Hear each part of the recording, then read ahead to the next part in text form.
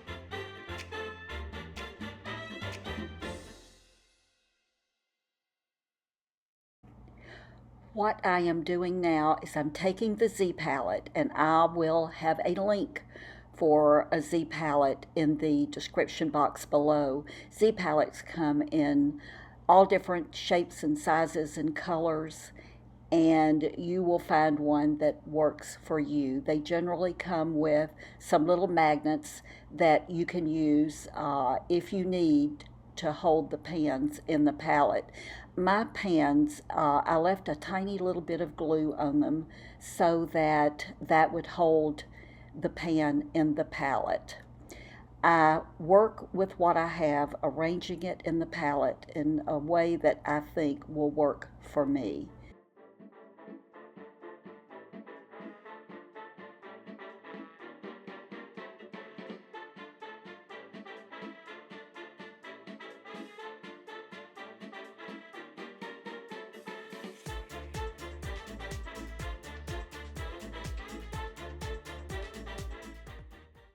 I then decided to see if I could get off the little tag on front of the palette, the little silver tag that says what it is, the It Girl Beauty Book. And you can see me doing some surgery, trying to work my magic to get this off of here. And by the way, there were two little long slender magnets that were helping to hold this together that I kept, and you'll see later that I used those to hold the little tag in place inside the Z palette.